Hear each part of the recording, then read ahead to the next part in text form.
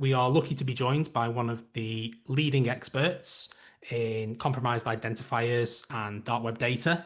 Um, Matteo is going to be joining us. He's leading one of the biggest platforms in the OSINT space for breached identifiers and compromised data. And he's going to show you how to effectively and ethically connect those data points. So with that, I will stop sharing my screen and I will welcome our next speaker, Matteo Tomasini. Thank you so much, Steve. Let me just get set up to start sharing my screen.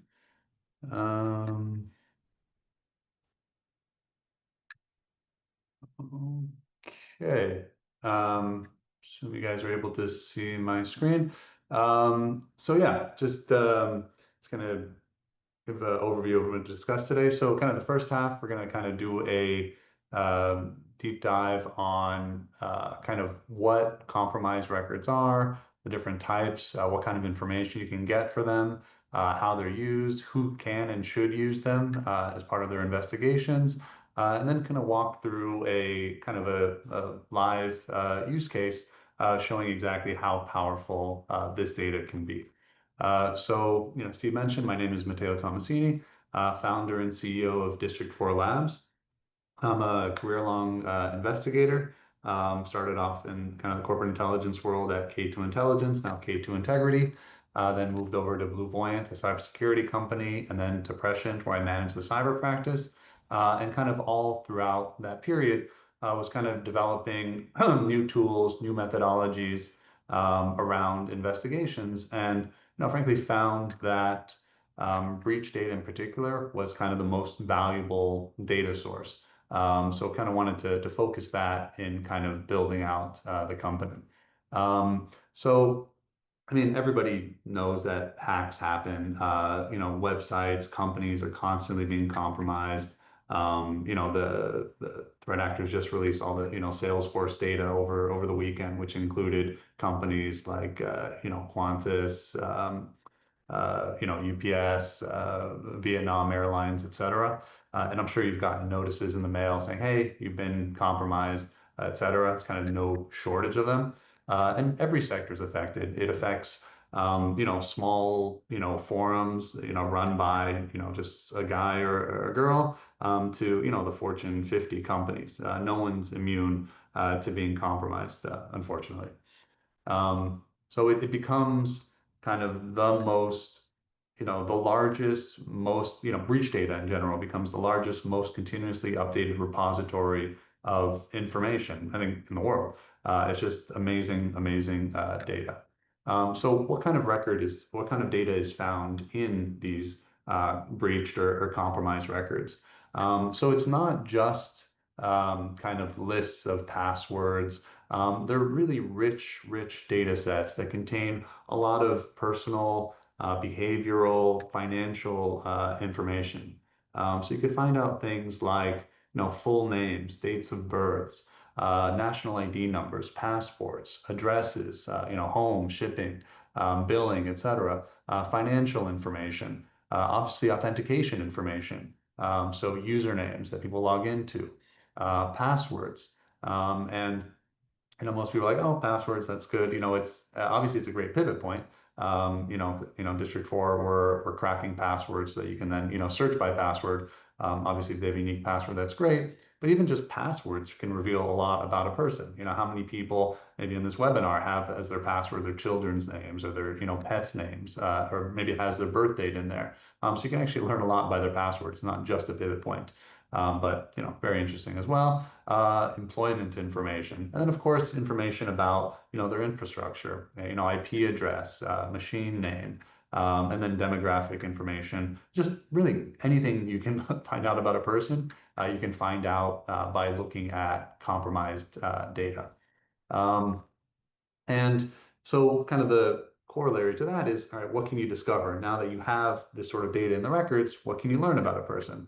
So location information, where they've been, where they've traveled to, right? We had just mentioned Vietnam Airlines and Qantas were compromised. But there also been hotels that have been compromised, bus companies, train companies, et cetera, that have travel information in addition to PII for the individual. You can learn about their interests. So it's not just about learning, about personal identifiers, but you can learn a lot about a person based on the database that they're in. So, if you're, in a compromise of, I don't know, ABBA.com, you're probably a fan of ABBA. Or if you're in a database of a far right-wing Nazi forum, either, you're have that affiliation, or maybe you're, security researcher. I don't want to jump to conclusions, but you're going to have some affiliation with that organization. Travel history, we kind of talked about a little bit already. You can use it to kind of corroborate information that you might have from additional sources.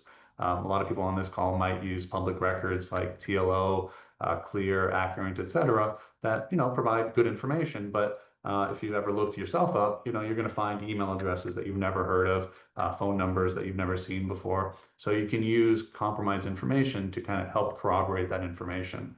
You have asset information, so learn about properties they may own, vacation homes, vehicles, watercraft, aircraft, etc. And of course, you can get a sense of someone's cyber and physical risk as well. And the great kind of thing about this data is, in the U.S., there's great public record system where you can learn a lot about an individual by looking at public records, and then kind of the breach information can provide a whole other layer on that. But for certain countries, I'm thinking Russia, China, it's breach data is the only way to learn about certain people, or to learn about people in general in the country, because they'll have maybe an alternate kind of internet, like in the case of China, or public records aren't readily available. You certainly can't go in and request information about where individuals live, etc. So getting this data or using this data is the only way to learn about them. So it kind of takes it to, and I think this was the case maybe like 12, 13 years ago. It was kind of like, oh, this is interesting data. It's okay. It's kind of adding additional value. I think over the last 7, 8 years, it's kind of moved from a nice to have to a must have, because it's the only way to get to certain information, to learn certain things about an individual. So as a career investigator myself, this was the most valuable data, period. In addition to public records when available, some social media information, etc. So just kind of have this kind of slide. I also have to have it. So when you're using this kind of data, I think maybe 10 years ago it was more of a gray area. And I'm not a lawyer. I'm just going to speak at my capacity as CEO and founder of District 4 Labs. The data now has kind of moved, and we have now, like, a lot of our customers are law enforcement, corporate investigators. We have law firms that use our data. So it's very important to trust the source of your data. I'm not going to mention names, but like some fly-by-night kind of operators that alter the data inside, that actually may hack themselves, which is why they might have access to the data. So you need to really trust the source of your data and understand kind of how they're collecting it, and whether they're staying compliant. So, for example, we're fully compliant with GDPR, with FDA. We're following Department of Justice guidance on how to collect the data, et cetera. And other companies are doing that too, but you want to make sure that they are. But at the end of the day, you need to discuss internally with, corporate counsel or whoever, follow local policy. Laws in your jurisdiction might be different. So not a lawyer, but this is data that is being used by large organizations, has been vetted by those organizations, their counsel there, being used by law enforcement, national intelligence, et cetera. So yeah, kind of already talked about the kind of people who use it. Probably a lot of people who use Skopenow and other tools that people are going to be talking about later use this data. So law enforcement, corporate investigators, executive protection teams, journalists, private investigators. It's really, really, really fundamental, valuable data. And you can use it for all sorts of things. Really, it's whenever you're trying to learn more about a person or a company, this data can be really valuable. One of the really great use cases, and that I constantly find myself using this data for, is threat attribution. So identifying who's behind an online account, who's behind a phone number, who's behind an email address, an IP address, a social media account. So being able to kind of pivot through this data, going from, let's say, a Telegram ID to a compromised record, to an email, to a compromised record, to a name, to a home address, to a username, really, really valuable way to get this data. And what's great is when you're dealing with breach data, at least in the case of DARKSIDE, I'm sure for other organizations as well, we've been collecting this data for 12, 13 years plus, and this data goes back even further. So you could be dealing with someone who has, really, really good operational security today because they're doing bad things, they're harassing people, whatever it is. But, by leveraging, this massive, massive repository, so we have, 58, 60 billion plus records, you're able to kind of pivot through time to really understand who this person is. So for example, we had a case where we're trying to track down a Russian hacker. And really good OPSEC because he's a Russian hacker, he doesn't want to get caught. But we're essentially able to pivot off of a known identifier today, essentially pivot and find an IP address. Pivot on that IP address, find another account that was created at the same time from the same IP address, and then kind of essentially pivot back through time until we found an account that this person had created on like some Minecraft server. You find like all hackers are like Minecraft or Roblox or whatever, that listed, his real home address, I think his mother's name or something like that. So, really good. And as we'll kind of discuss later, bad guys get hacked too, right? There's a lot of information in here, but a lot of it comes from threat actors. So threat attribution, a great use case. Pen test vulnerability assessments, more on the cyber side, understanding the cybersecurity posture and vulnerability of an organization or a person. Executive protection has become a huge, huge use case for this kind of data, especially over the last year or two. So a lot of executive protection teams will use compromised data, will use DARKSIDE data to get a full sense of an executive or individual's kind of online footprint to see what threat actors can find out about them, right? Because the idea is, threat actors have access to a lot of this data, so, so should the good guys. So a lot of, high net worth individuals, executives, celebrities, whatever, will go a long way in trying to protect their identity, protect their assets, protect, addresses, et cetera, by maybe buying a home in the name of an LLC or, not posting anything on social media. But then, that one time they ordered pants on Bonobos or they ordered, a case of beer on Drizzly or whatever, those companies, for example, have been compromised. That compromised data set lists all the delivery addresses, the credit card information, et cetera. So now, you have that vacation house that you bought in the name of LLC, but unfortunately now it's tied directly to your email address in this database. So now, you have to understand that threat actors know where your vacation house is. So you can kind of put together proper security measures, obviously, coordination with your security team. Obviously, deep and dark web assessments, understanding to what extent an individual's information is out there on the deep and dark web, due diligence. Like I mentioned earlier, you can learn a lot about a person based on their online footprint. And traditionally with due diligence, and I started off in due diligence 15 years ago or so, the initial kind of first kind of step that everybody did was, all right, let's do public records research. And then everyone was like, we really need to start focusing more on social media because people are posting stuff online. They're creating accounts in different places. But now we're at the point where it's like needed to start looking at compromised data because you can find information that they're not putting out there, right? If they are part of this, right-wing whatever forum, they're not going to be posting that publicly on their LinkedIn, but it is going to be identifiable by pivoting off of an email address or pivoting off of a password or a username, et cetera. So you can really learn a lot about them, their affiliations. We were looking at a U.S. defense contractor and found that he was on a Russian dating site, right? That's going to raise red flags, right away. So you can really get a sense of A, their online identity, but then also see where there might be flags. And you can use it as an additional pivot point, right? Because a lot of social media platforms, a lot of forums, a lot of message boards have been breached. So you can go from, an email address to a social media profile like right away.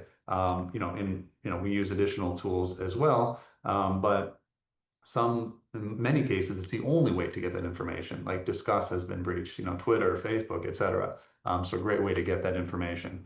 And just kind of generally, like person of interest investigations are going to be really valuable. And then for litigation support, for people who are doing, I work as an expert witness on a lot of class action, lawsuits against companies. Really, really valuable for that. And that's a whole massive conversation. Happy to talk about that offline.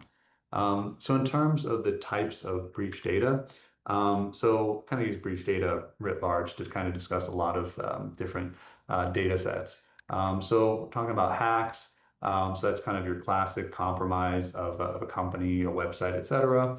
Scrapes, and that, in the case of DARKSIDE, is going to be scrapes of, massive, sites as well as small sites. So we have thousands of databases with less than 100 records. So you might include scrapes of, classified ad sites in, random Russian towns and things like that. Stealer logs, which I'll go into in depth shortly. Hard to find public records. I mentioned US obviously has a great public records kind of infrastructure. A lot of other countries don't. They're very hard to access. So those types of data sets are traded on the deep and dark web, like voting records in small Honduran municipalities or in Pakistan or whatever. This data that's not readily available, but threat actors know that it's valuable, so they are making it available on the deep and dark web. We're collecting it, etc. Combo lists, kind of boring, but can be interesting sometimes, which are compilations of credentials from the different hack databases, usually in username, plain text password format. This is kind of what a hack database looks like. So that includes, ransomware dumps. I'm sure you've probably run into names like Lockbit, WorldCheck, etc. So collecting that data as well as kind of more traditional hacks. And when you're going through this data, it is incredibly important to parse how you parse the data. So we kind of, so given my background is in investigations, we wanted to make sure to build out this data set for the investigative use case, which means parsing the data with the investigator in mind. So what we do is we really squeeze every last drop of interesting information out of a data set so that you can search by those data sets. So, for example, here is the same record from, a different breach source. It's great that I have, email, username, password, etc. But, as you look on our record, we have IP address, names, birth dates.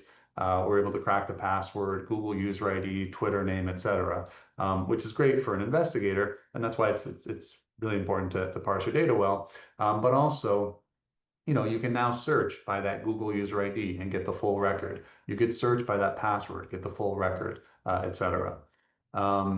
And yeah, just to kind of go into Stealer logs a little bit. So Stealer logs are a type of malware that individuals unwittingly download to their machine that then exfiltrates data from their browser, from task manager, different processes, and sometimes even files from your desktop or from your documents folder. And this has become the way or method that a lot of threat actors will then go on to compromise an organization. So really, really valuable data. It's something that has really grown over the last 5, 6 years. So whereas for all the other kind of data sets, we're talking about hacks, scrapes, combo lists, etc. We're talking about large kind of data sets that aren't targeted towards individuals. It's just, LinkedIn was compromised, so there's, 200 million or whatever people that are in there. Here, we're talking about an individual machine, a individual person's device being compromised. So much more personal and potentially much more, useful in investigations. And, for executive protection, potentially more of a threat vector for threat actors. So this is kind of what they look like. So here, each folder here is a different machine that's been compromised. Here we have what's inside a single machine. So this would be the kind of the Stealer log here for this machine. So you'll see stuff like autofills, installed software, passwords, processes that were running, system information, cookies, a whole bunch of interesting information. Here's what cookies look like. And even like I mentioned, it will grab files from your computer. So files that you created, put on your desktop in your documents folder, those will get included into this Stealer log. Credentials will get parsed as well. So when you ask Chrome or Brave or Firefox or Safari or whatever to save a password, that's what's being exfiltrated here. And it comes in plain text format. So we spend a lot of time cracking or brute forcing passwords. We don't have to do that here because it comes in plain text passwords. This is what the system information file looks like. So here it'll have information about the user of the machine, their location, information about their device, so the screen resolution, the keyboard that they're using, hardware that it's running on. And it might seem like superfluous information till you realize that you also have cookies there. So, this is, when you're visiting a website, pretty much every website, except ours for whatever, maybe we should do it, but has this kind of, data. So they track you across different websites. So they'll have a cookie value and we'll have an expiration date. If that expiration date hasn't expired by the time that this stealer hits a threat actor's machine, because people are getting compromised every day. I think it's about 35,000 infections a day.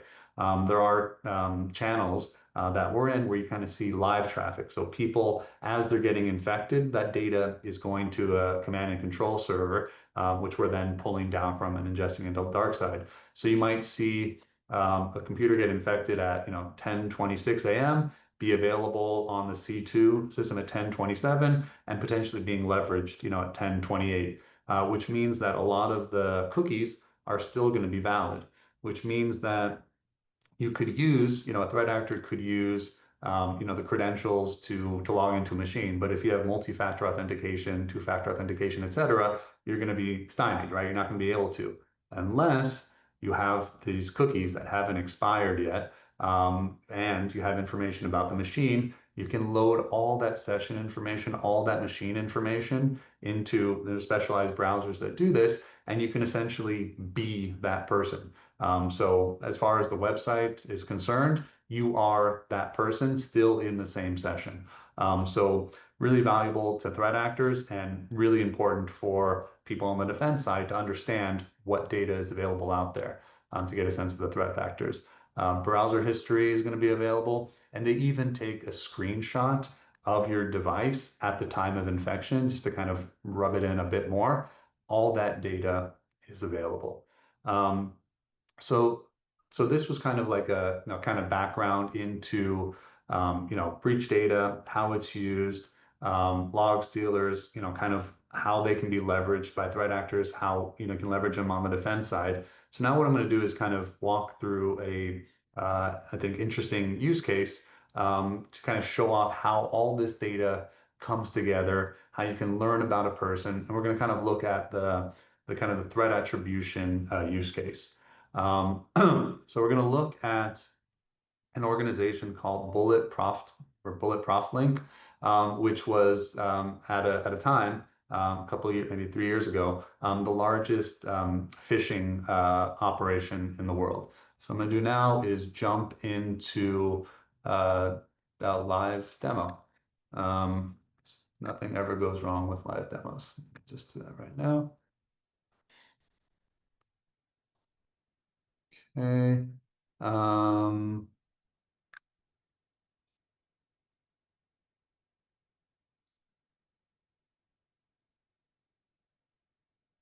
Okay. So I think you should be able to see my screen. I'm just going to move this stuff out of the way. All right. So just to kind of orient people, so this is DARKSIDE, our platform, has all this breach data. This is so we have about 54 billion records. It doesn't include our sealer logs. It's actually a much higher number. Here are the types of databases that we're ingesting. You can see here a kind of full kind of what we call our breach dictionary of the data that we're collecting. Here's that data I was talking about earlier, the Vietnam Airlines Qantas that was just released over the weekend. So constantly being updated, the ability to filter by, country. If you want to see what we have in, Argentina, you can, readily do that. Like I mentioned earlier, we are collecting data large and small, again, because we're using this for the investigative use case. So for like maybe the cyber threat intelligence use case, it's just, how many records are there for a certain domain, for a certain email, et cetera. Or they just want like a yes, no answer. Like, is this email in this database? Kind of like a have I been phoned kind of thing. Because we're coming from the investigative side, we want to, it's not just, is there a record for it? Like, what is that record? Like, there could be, 300 versus 301 record, but that extra one record has passport information, bank account information, birth date information that you wouldn't find anywhere else. So long way of saying we're going to have all the massive data breaches with billions of records, but we're going to have stuff with 242 records. Like this is an Angolan government website compromised in 2025. This is the kind of information that was compromised. So kind of always showing full context. American Tire and Automotive Company, and the data is from all over the world, as you can kind of see from kind of our little drop down here. I can't think of a single country that's not in here. But let's jump to the use case. So we had that bullet prof link. Yep, great.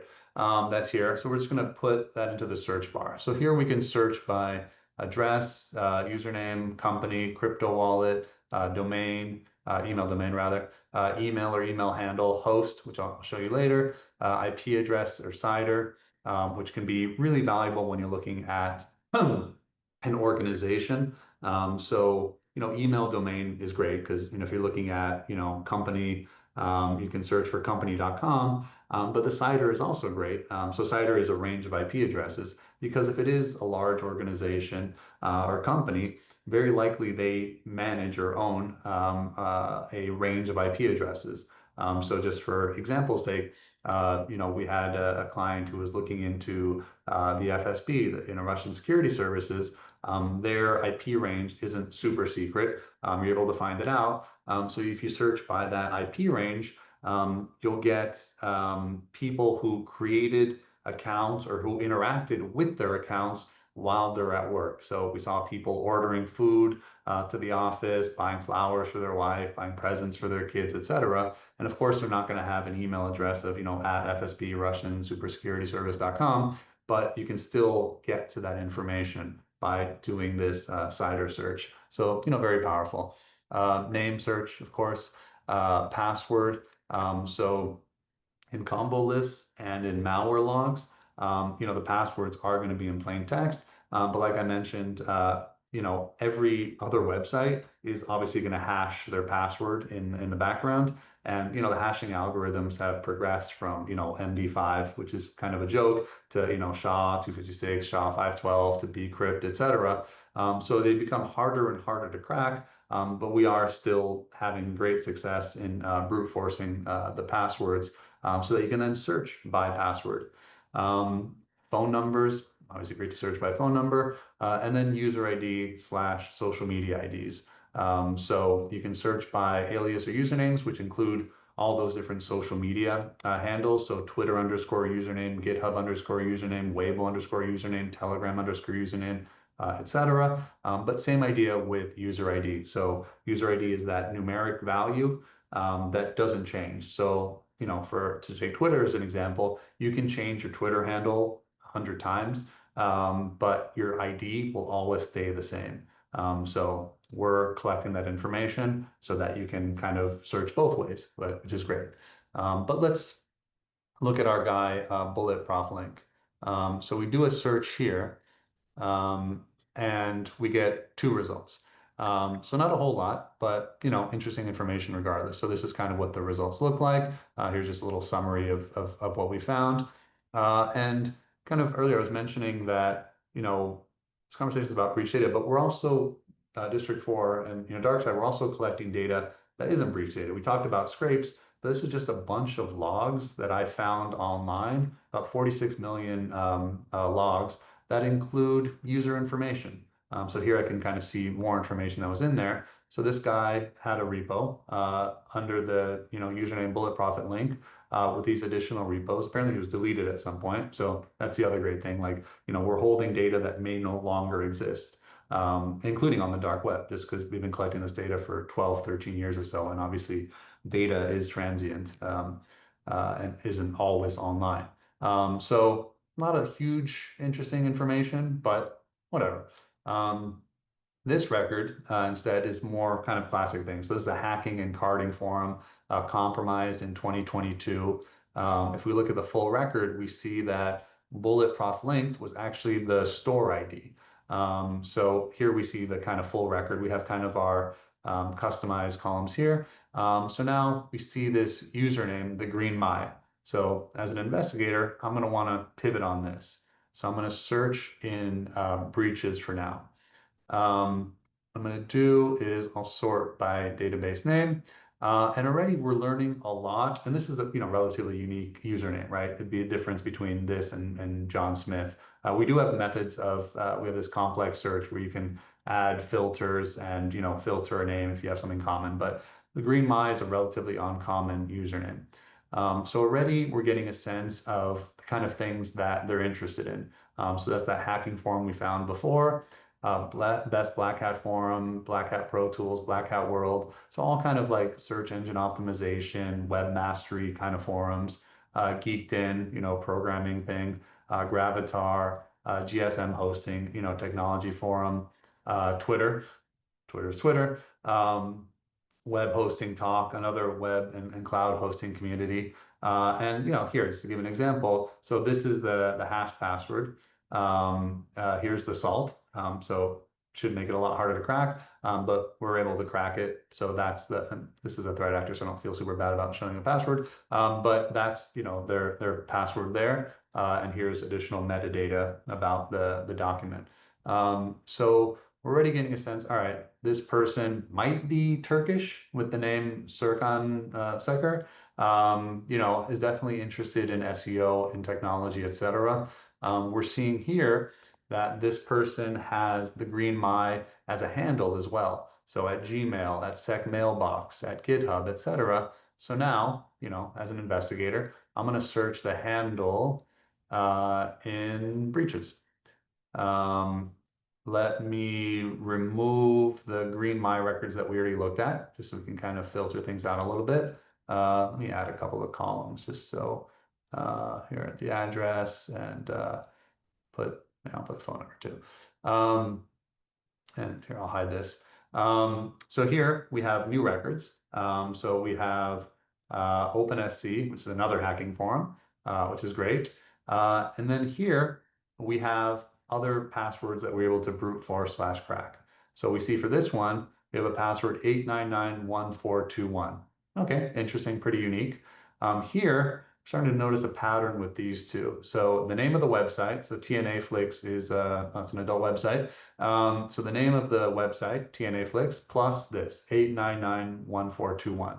Here, TUS files. He misspelled his trust file. They misspelled his trust files, but trust files 8991421. So, as an investigator, what I'm going to want to do is now pivot. So I'm going to pivot off of this password here. I'm going to search in breaches. And sure enough, someone else, by crazy coincidence, created the same exact, created another account in the same exact databases in TUS files, which is, I think, that's a file storage service. 841,000 users, not a whole bunch, but with the same exact password. So, now kind of as an investigator, I'm thinking, all right, this is probably the same person, but now let me dig, right? I've now kind of, went from a threat actor profile, we have all these accounts, all these identifiers, to now a possible email address that looks kind of personal, but let's see. So I'm going to search for that email address. I'm going to filter out the combo list just because I don't really care to look at them. And here we're starting to really get a sense of who this person is. And to kind of drive the point home further, this is probably him. We see that he created another account, this adriankatong@gmail.com, on a website called Cash Crate.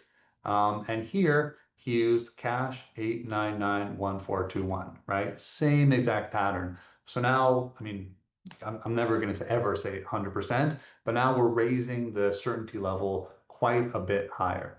And here we're learning more about him. He's not, in fact, Turkish. It looks like he's based out of Malaysia. We have the full address here. We have other websites that he's a member of. And then, of course, the final piece is, oh, here we have an alias, Adrian Alden. That's interesting. I actually hadn't seen that before. I'm going to search in breaches. And now we're getting a lot more information. We're getting, additional addresses, things that weren't associated with the email, like this locate family. This is a scrape. Here's another two. Didn't have the email, so that's why it's important to pivot on different identifiers to kind of get a full understanding of their online presence. Here, Celcom, a Malaysian telecom. So between having addresses in Malaysia, being in Malaysian telecom breaches, all the IP addresses that are here actually go back to Malaysia. Here it's actually interesting. We see someone else's name. Like we search for Adrian Katong, but here we have a different name for Tiger One. It's a European cannabis seed web store based out of Spain, 788,000. So again, not huge. But again, the importance of parsing data. So apparently Adrian was listed as the billing name of this individual, so probably a close associate. So here we have shipping address, billing address, whole bunch of interesting information. So now, long story short, Adrian Katong ran a one-stop shop for phishing scams. Here how he was tracked down. So this is from 2024. Came to learn that Malaysian authorities were able to track him down after, I think it was like 2, 3 years. So really just out of curiosity, I was like, I wonder how long it would take for us to do it in DARKSIDE. Took us about maybe 10 minutes because there were a couple of dead ends, but still a lot faster than, 2 years. And the only reason we were able to do that is because we have such an obscene amount of data. And we're able to crack so many passwords that we're able to essentially link his online identity to a real world identity via this random file storage breach, where this threat actor screwed up, right? He created a second account using his personal email, with the same exact password. And that's, kind of a point that I made earlier. Threat actors get hacked as well. So now let's kind of like, all right, we found kind of our ringleader, right? But I'm an investigator. I want to get a sense of what else is out there. So I'm going to pivot into Steelers. I'm going to go host, and I'm going to do bulletprofitlink.shop. So Bullet Profit Linked was the name of kind of this organization that was, kind of a phishing as a service kind of thing, where threat actors and hackers could essentially pay to get access to this kit, basically, that would allow you to phish. So I'm going to search by host. So what I'm going to be doing is searching Stealer logs. So before we were really only searching in breaches. So now I'm going to search for Stealers for anyone who had an account on bulletproflink.shop. So presumably threat actors. So I'm going to do that now. And we see here we have 25 compromised machines. So these are all people who essentially purchased access to use this phishing kit. So these are all threat actors. Now I'm starting to expand the net. If I want to, I don't know if law enforcement did this, but if I want to start going after people who are using this data to go after them. So just to kind of pick this email here, dd@atmail.com, we can look at this, responsive record. So here we have some system information, the system username straight, email domain, apmail.org. If you're not familiar, that's like a temporary disposable email service. This is the URL, register. So this person was registering for an account on here. There's the password. But now, like, okay, this guy looks interesting to me. And I guess you could pick anyone, but I'll just go with this guy. I want to see everything.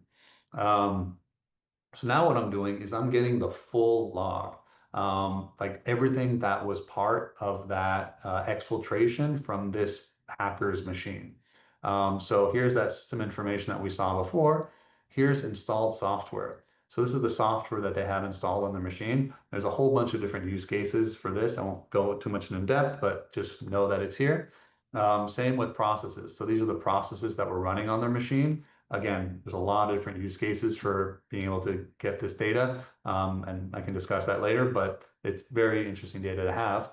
I can go into other financial information.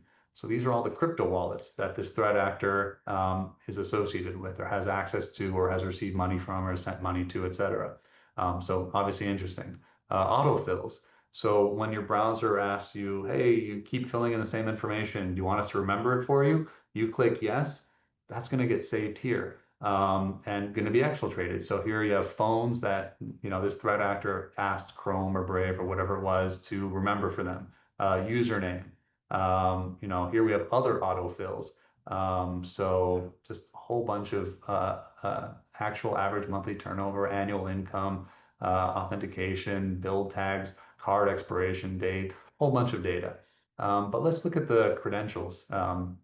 So these would be all the credentials that were exfiltrated from this individual's machine. And you can kind of get interesting sense of who they are. So these are kind of do a little nice summary graph. So the top 5 hosts, top 5 emails that this person has used, top 5 usernames, etc. But you can kind of look through, so like there's some kind of classic, I'm gonna guess they're in, yeah. So breachforums.st, they're a member of this, famous hacking forum. I bet they're probably an exploit.in, another really famous hacking forum. But if I just type in hack, let's see. All right, I mean, so hackersploit.academy, hackforums.net, HackerOne, hackforums.net. Like, so, this guy is a threat actor, right? So we're learning a lot about this person, things that probably their family doesn't even know about this threat actor that you can then search.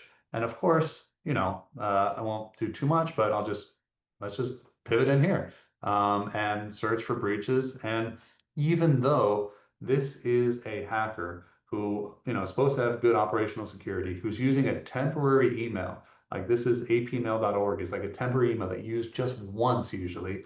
This threat actor used it to create an account on buypersonalproxy.com. Only 17,000 records, so pretty small. It's a vendor of anonymous proxies. All this information is available under this username, Shook1, under this name, dmonet, address of Chicago, probably fake, but now you can keep pivoting, you can keep searching, and eventually get an understanding of everything that this person's in. So kind of in conclusion, I kind of hope I've driven home like how much data is available in, compromised records, whether it's from breaches, scrapes, combo lists, malware logs, etc. The things you can learn about a person.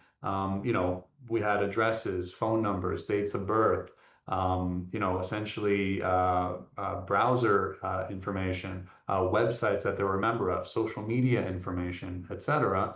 Learn about associates.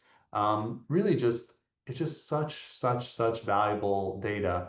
And I mean, at this point, like I'm hooked, obviously hooked on this data, but it's so fundamental to every single investigation that I've ever done in my career. To at the very least, it'll add color to your investigation, but more often than not, it's going to kind of make or break your investigation. And so, yeah, with that, I'll kind of stop. I'm almost at time for any questions or comments. And I'll just toss this on the screen. Perfect. Thank you so much, Matteo. That was really fascinating. We've had quite a lot of questions, very similar sort of themes. largely asking about access to District 4 labs and DARKSIDE. Are there any restrictions? People are asking about academics, PIs, non-profits. Are they all able to access the tool? Do you offer free trials? Yeah, so as you can imagine, the data is incredibly sensitive. We do have a lot of very, very sensitive data in there, so we have to vet everyone that we offer data to. But we do, offer the data to nonprofits. We actually work closely with several large nonprofits in the anti-human trafficking field, as well as the, countering extremist field. We work with journalists. So yeah, long story short, reach out. We have certain acceptable kind of use cases. You can't use this data to, I mean, there's a whole bunch of terrible things you can do with this data. So you have to have like a proper use case to prevent, physical or cyber risk, protect executives, for attribution. But it's something we can evaluate. And yeah, we do have, so everything I did was live. But we do want people to have the chance to try the data out themselves. So we offer a free 2 3 week trial where you can test it out and see if it works for you. Perfect. And then people have asked about, obviously, you mentioned earlier you're not a lawyer, but like the legality of using this data, would it hold up in a court case? Yeah, so I mean, again, not a lawyer, so I'm not going to give you any legal advice, but I can say this. I have personally used the data in some of the biggest civil cases in the world, in the US anyway. We have law enforcement that are actively using the data, national intelligence actively using the data, corporate intelligence firms actively using the data. And as you can imagine, they had to vet that they could use the data. So and kind of to one of the earlier slides, it really does matter what company. I'm not saying buy the data from us, but I am saying you need to make sure that you trust your vendor because there are some shady organizations out there that are actually hacking companies and then selling that data on. Obviously, we're not doing that. Department of Justice has, we're an American-based company. Department of Justice has guidelines on how to collect the data, who you can offer the data to, how you store the data, et cetera. We're following all those guidelines. We're also GDPR compliant. So yeah, not a lawyer, but it is something that a lot of organizations do use and have vetted, and it has been used in many courts. Perfect. There's also been quite a few questions about where you get the data, and I obviously don't expect you to give away anything proprietary, but can you touch lightly upon how you sort of source some of that data? Yeah, absolutely. So I've personally been collecting the data since about 2011, and have kind of developed a lot of, personas, have gained access to a lot of interesting forums. So typically the sources are going to be different forums online, different messaging groups. So, on Telegram, Discord, etc. Some of which are semi-public, some of which are invite only, some of which are, very vetted. But I'm also finding the data kind of just out there, like that GitHub logs example that I showed. I think anyone can just go search and download the data, and potentially parse it. So long story short, we're getting the data from the deep and dark web kind of writ large. And one of the other things, and that's why it's also important to kind of trust your data source, is we do spend a lot of time vetting that the data is legitimate. There are, people who work in this field, you'll come across, massive data set. We actually did a blog post about this. Actually, a good example to bring up, where, there was like, 10 million e-commerce records from a German company. And everyone was, uploading it and like, oh, here's this new great database, etc. We looked at it and we're like, oh, this is kind of weird. And we have a bunch of different methods that we use to validate data. Long story short, it was completely fabricated data. And there are other times where data, let's say from, I don't know, like LinkedIn breach, will get relabeled as, the Amazon breach or something like that. So we spend a lot of time vetting the data is what it says it is. And there are going to be times where we can't say 100%, so we'll have like an unverified tag. But because our clients are corporate intelligence, law enforcement, et cetera. We want to make sure that we validate the data as much as possible and provide as much context as possible around the data. We'll always tell you where it's from, the breach date, how many people were affected, the country, the kind of website, et cetera. Perfect. Do you have any tips for people who might be trying to assess credibility themselves? Obviously, you guys are doing a great job at that, but if someone was working with raw data?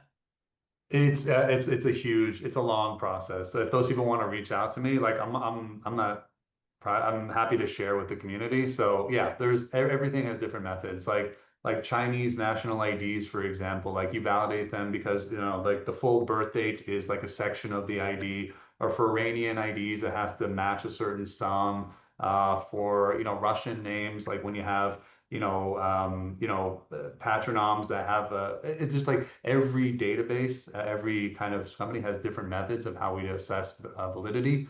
So it'd be a really long conversation, but I love this stuff, so happy to have it with anyone. Oh, that's so good of you. That's kind of it for all the questions. So with that, unless any more final ones coming in the next second or two, I will just say thank you so much for joining us, Matteo. Really great presentation. I've shared your LinkedIn URL in the chat, so if anyone wants to connect with Matteo, you can find him there. But yeah, really, really hope you all enjoyed that, and I know I personally did. So yeah, thank you again, Matteo.